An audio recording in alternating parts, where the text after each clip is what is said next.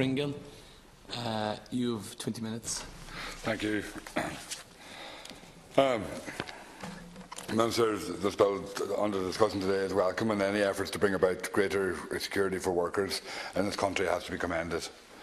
The bill attempts to focus on employees being better informed about the nature of their employment arrangements and, in particular, their core terms at the early stage of their employment, prohibit zero-hour contracts in most circumstances, and strengthen the provisions around minimum payments to low-paid employees who may be called into work for a period but not provided with that work.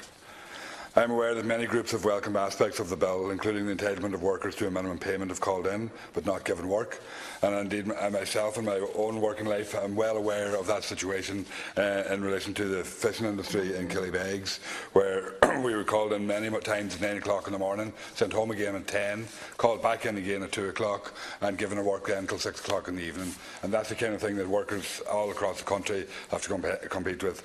And the one thing I probably would say in relation to this bill is that the unions have been done a huge amount of work on it, but these are non-unionised workers, and the workers right across rural Ireland who are impacted by this bill are non-unionised, and they're the workers that have been left behind, as I'll explain later on.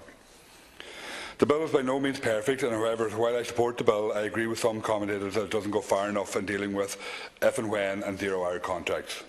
In the context of Donegal, it certainly doesn't go far enough for seasonal workers, who have been largely left behind in terms of existing legislation and in any reports into atypical work patterns.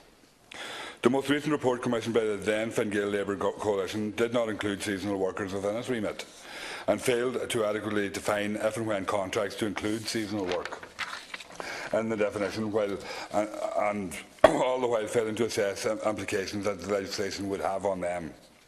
I would like to take the opportunity today to discuss the matter of seasonal work, the need for greater trade union recognition in the workplace, and for proper and effective enforcement of existing and new legislation to ensure that employers respect the rights of workers across the board. Seasonal work is a common form of employment for many people in Donegal and includes working in tourism, farming and the fisheries sector.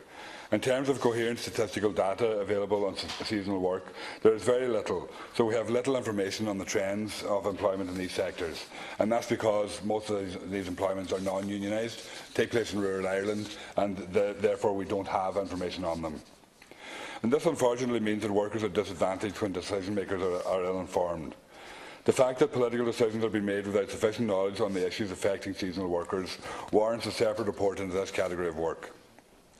In the case of Donegal, and in particular Killybegs, fish factory workers are often wrongly classified under current legislation as the definition of seasonal work. This may have been the case 20 years ago, when each year there were 3 different fishing seasons. However, due to substantial changes in the sector, the fishing season currently only lasts 6 to 8 weeks of the year.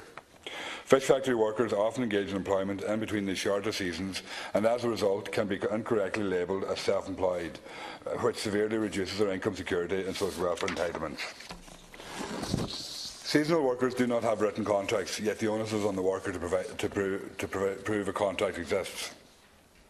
I hope this piece of legislation will place the onus back on the employer by obliging the employer to set out the 5 basic terms of employment to a staff member within the first week of employment.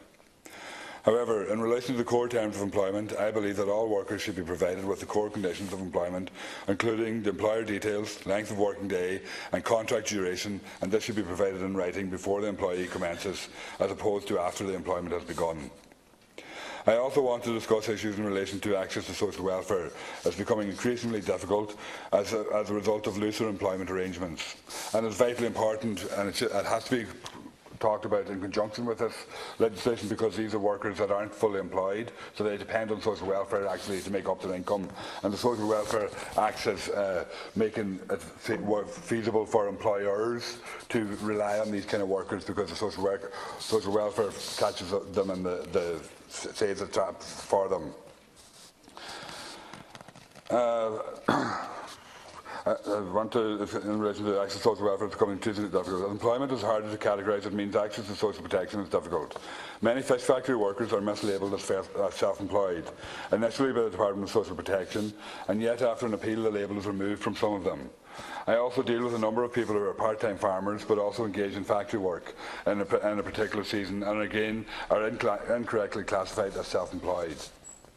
However, the issue remains for seasonal workers that hours as opposed to days are used to measure individuals' eligibility to job seekers' allowance.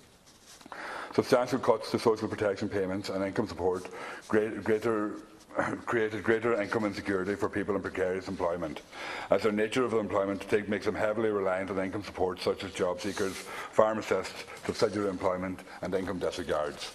And much of my work involves assisting workers appeal the decision of the Department of Social Protection in relation to those entitlements. As I mentioned earlier in the submission, factory workers are traditionally associated with a particular employer. For example, either Factory A or Factory B, but never both, with the exception that the employee remains loyal to the particular employer season after season. And the idea of the if and when, or that was talked about by Deputy Shortall earlier on, that employers, that's a two-sided contract. It isn't. The contract benefits the employer, it does not benefit the worker, and it's not to say that workers don't have the choice. Workers can't say to employers, oh, I'm doing something else today, and they'll go on, because that does not happen in practice.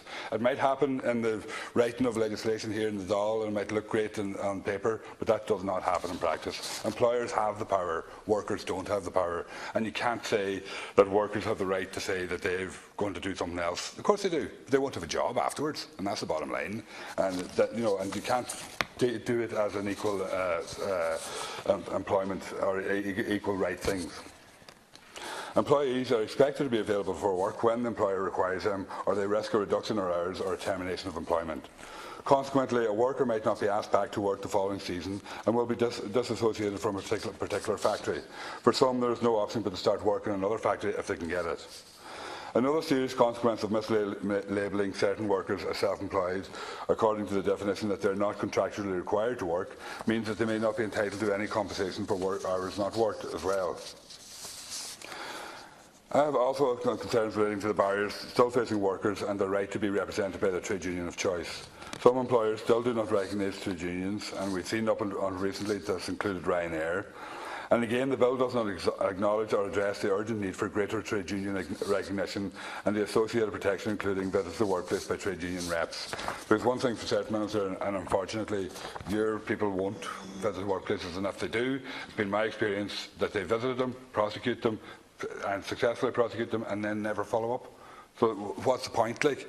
Because there's no follow-up take place. The employer just continues on the way he has, doesn't pay workers, contributes the compensation that they were entitled to, and there's no follow-up from the department at all.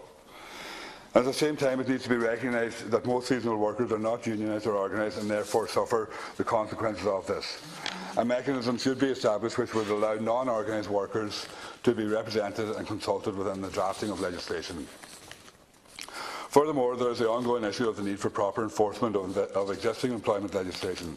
Time and again, we have employers ignoring the instructions of the Workplace Relations Commission or trade unions representing the staff, or indeed, as I said earlier, NERA, their own agency. And I hope that sufficient resources are provided and that the proper enforcement of current and new legislation will be made sure of within your department. Because we can have all the fancy legislation we want, and we're great at it in this country in terms of bringing in legislation that does everything. If you looked at our legislation, you think this is a fantastic country. But you actually look what's happening on the ground, none of it's been implemented, and that's the problem that we have. If we only implemented a fraction of the legislation that we have, this could be a decent place to work and live. Minister, I welcome any clarification carried out on current legislation that may result in positive changes empowering both the employer to adhere to the law and accept responsibility for any legal implications, and the employee to defend their rights and entitlements as workers. I believe it is in the interest of the government to protect workers in the atypical contracts, including seasonal workers, because strengthening their rights will bring about better working conditions, better wages, which in turn will lessen the cost to the state in terms of Department of Social Protection payments. And I hope that employers don't forget that it's also better for businesses if workers are protected. Businesses will gain greater access to workers if the employer can guarantee better working conditions rather than we have the treatment of workers that they have now. Thank you. Deputy Pringle, and our next speaker is just entering the House, Deputy Farrell, and you have a 20-minute slot, Deputy Farrell.